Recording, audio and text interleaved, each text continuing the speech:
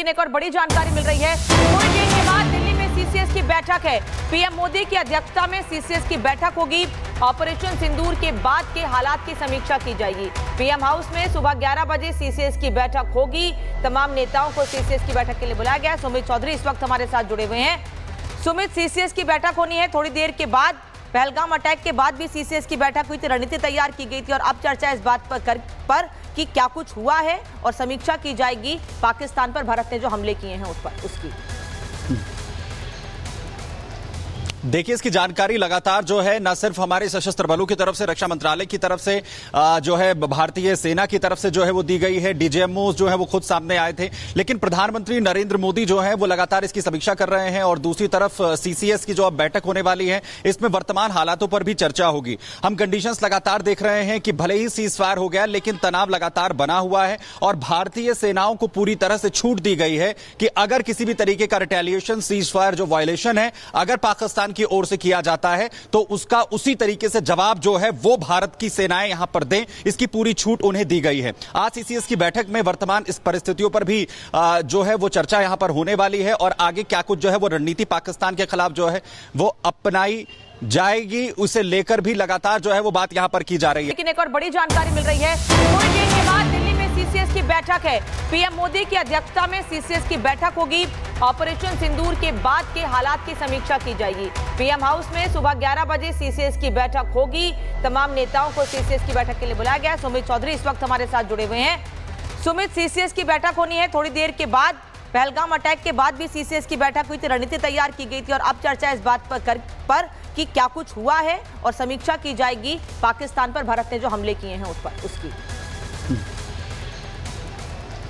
देखिए, इसकी जानकारी लगातार जो है न सिर्फ हमारे सशस्त्र बलों की तरफ से, रक्षा मंत्रालय की तरफ से, जो है भारतीय सेना की तरफ से जो है वो दी गई है। डीजीएमओ जो है वो खुद सामने आए थे, लेकिन प्रधानमंत्री नरेंद्र मोदी जो है वो लगातार इसकी समीक्षा कर रहे हैं और दूसरी तरफ सीसीएस की जो अब बैठक होने वाली है, इसमें वर्तमान हालातों पर भी चर्चा होगी। हम कंडीशंस लगातार देख रहे हैं कि भले ही सीज फायर हो गया, लेकिन तनाव लगातार बना हुआ है और भारतीय सेनाओं को पूरी तरह से छूट दी गई है कि अगर किसी भी तरीके का रिटेलिएशन, सीज फायर जो वायलेशन है, अगर पाकिस्तान की ओर से किया जाता है तो उसका उसी तरीके से जवाब जो है वो भारत की सेनाएं यहां पर दें, इसकी पूरी छूट उन्हें दी गई है। आज सीसीएस की बैठक में वर्तमान इस परिस्थितियों पर भी जो है वो चर्चा यहां पर होने वाली है और आगे क्या कुछ जो है वो रणनीति पाकिस्तान के खिलाफ जो है वो अपनाई जाएगी, उसे लेकर भी लगातार जो है वो बात यहां पर की जा रही है। लेकिन एक और बड़ी जानकारी मिल रही है। थोड़ी देर के बाद दिल्ली में सीसीएस की बैठक है। पीएम मोदी की अध्यक्षता में सीसीएस की बैठक होगी।